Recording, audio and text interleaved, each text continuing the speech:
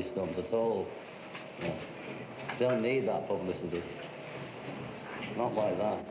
Can I add to that that article was originally published in England last March, so it's nothing to do with the, you know, pre-tour.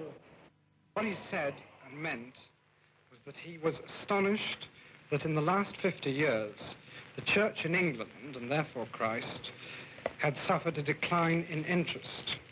He did not mean to boast about the Beatles' fame. He meant to point out that the Beatles' effect appeared to be, to him, a more immediate one upon certainly the younger generation. And in these circumstances, John is deeply concerned and regrets that people with certain religious beliefs should have been offended in any way whatsoever. This is Tommy Charles on the air here at WAQY Radio in Birmingham, Alabama. We've got music for you on a beautiful Thursday afternoon.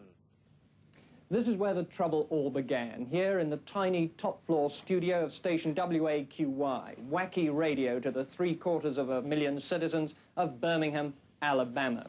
The Beatles, for a long time, have been able to say whatever they wanted to without any regard for judgment or maturity or the wisdom of it. And no one yet has challenged them to any tremendous degree where it might count. Charging that Lennon's remarks were absurd and sacrilegious, Charles banned Beatles records from his programs and decided to build a mammoth bonfire to consume the group's records and souvenirs. Tommy, you're quoted as saying that though you're 36, you think like a teenager. Did you find your teenage listeners backed you up on your stand? They did. For 3 hours, our 3 phone lines lit up, and they responded, and they said, get rid of the Beatles, ban the records, let's burn them or do something with them. And we acted, of course, on our own convictions, but we were backed up by the people, especially the younger people of this area. Well, I think the Beatles are a real talented group, but I think that they need to watch what they say because they're in such a position that a lot of teenagers that really think of them as something really big, and when they say things like that, some teenagers are going to just believe anything they say.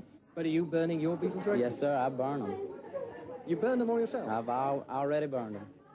I don't know, I guess it sort of hurt. You know, it sort of hurt people's feelings that, because, you know, everybody thinks so much of them, and because, you know, they were sort of, you know, speaking for the teenager, and, you know, everybody thought they were so good and all that. And then they come up with something like this, and it just sounds like they're making fun of everything that we like.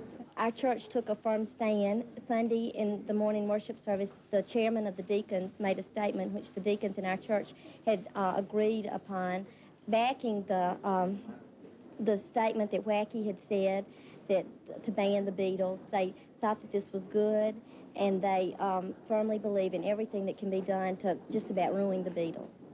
You want to ruin the Beatles?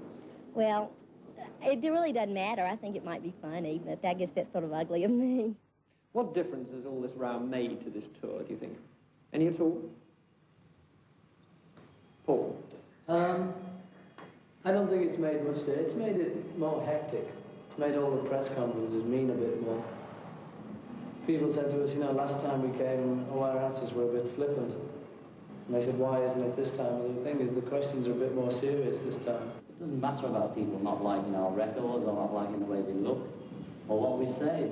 You know, they're entitled to not like us, and we're entitled not to have anything to do with them if we don't want to, or not to regard them. You know, we've all got our rights, you know. It seems to me you've always been successful because you've been outspoken and direct and forthright and all this sort of thing. Does it seem a bit hard to you that people are now knocking you for this very thing? Yes, Richard. It seems very hard. It seems hard, you know, free speech. Do you mind being asked questions? For example, in America, people keep asking you questions about Vietnam. Does this seem useful? Well, I don't know, you know, if you can say that war's no good and a few people believe you, then it may be good, I don't know. You can't say too much, though, that's the trouble. It seems a bit silly to be in America and for none of them to mention Vietnam as if nothing was happening. But why should they ask you about it? You're successful entertainer. That is the thing. You know. Because Americans always ask showbiz people what they think about it. So do the British, you know. Showbiz, you know how it is.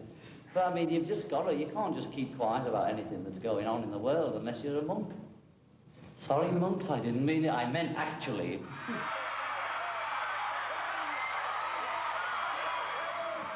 Let's go! Free Trump! Let's go! Free Trump! Let's go! Orange Order! On the Orange Order is the period, but we'd always get together for one reason or other. I mean, you need other people for ideas as well, but, you know, and we all get along fine. Will you be doing films on your own next year? No, I don't want to make a career of it. I did it just because I felt like doing it, and Dick Lester asked me, and I said yes, and I wouldn't have done it if the others hadn't liked it. You know? They said fine, because we were on holiday anyway. Do the others have film ambitions on their own? No, nobody's particularly interested in it. I'm not all that mad on it. You know. What do you really want to do? I mean, do you write songs? I don't know. I just want to do a few things, you know. Yeah. And you haven't really decided exactly what... No, I'll try a few things, you know, but I just found out a bit more about films doing that. You know. What's the songwriting thing will keep going on whatever happens, will it? Yeah, we'll probably carry on writing music forever, you know, whatever else we're doing.